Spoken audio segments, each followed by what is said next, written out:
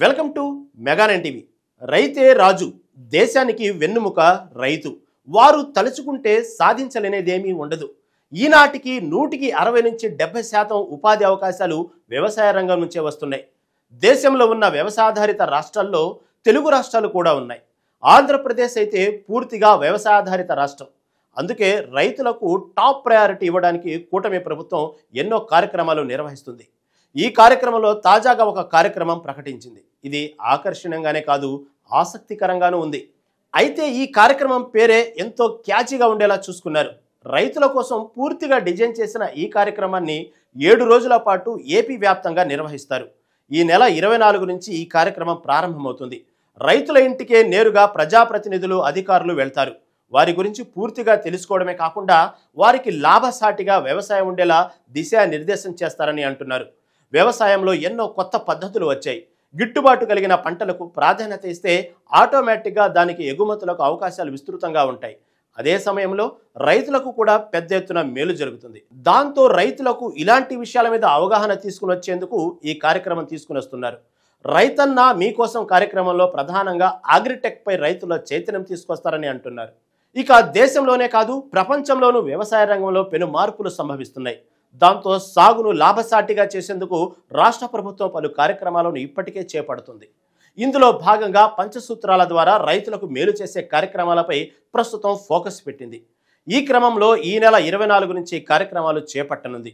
24 నుంచి 29 వరకు ప్రతి రైతు ఇంటికి ప్రజాప్రతినిధులు, అధికారులు వెళ్లనున్నారు. ఇక డిసెంబర్ 3న రైతు సేవా కేంద్రాల పరిధిలో వర్క్షాపులు చేపట్టనున్నారు. ఈ కార్యక్రమంలో వ్యవసాయ అనుబంధ రంగాలు, మార్కెటింగ్ శాఖ అధికారులు పాల్గొననున్నారు. ఇక కూటమి ప్రభుత్వం అధికారంలోకి వచ్చాక అన్నదాతలకు అనేక రకాలుగా మేలు జరుగుతుందని అంటున్నారు. వాటికి మరింత మేలు చేకూర్చేలా రైతన్నా మీకోసం కార్యక్రమంలో పంచసూత్రాలను ప్రకటిస్తున్నారు.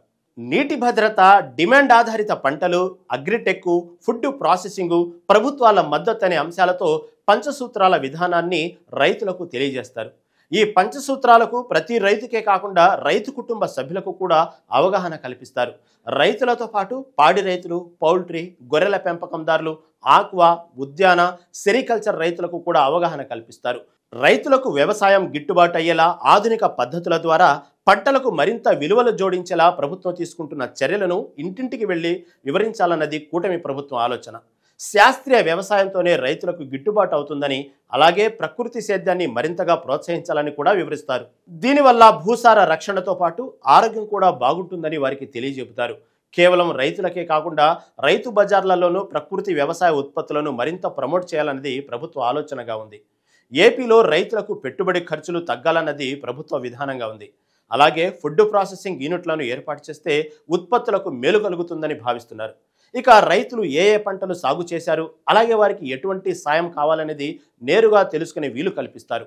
సాగులో పురుగు మందుల వినియోగం వల్ల జరిగే నష్టాలను రైతులకు స్పష్టంగా అర్థమయ్యేలా వివరించాలన్నది కూడా రైతన్న మీకోసంలో ముఖ్య భాగంగా ఉంది. దీంతో పాటు తక్కువ వినియోగం వల్ల కలిగే లాభాలను, అలాగే సేంద్రియ సేద్యం ద్వారా పండించిన ఉత్పత్తులకు విదేశాల్లో డిమాండ్ ఏ స్థాయిలో ఉందనేది అధికారులు, ప్రజాప్రతినిధులు రైతులకు వారి ఇళ్ల వద్దనే వివరిస్తారు.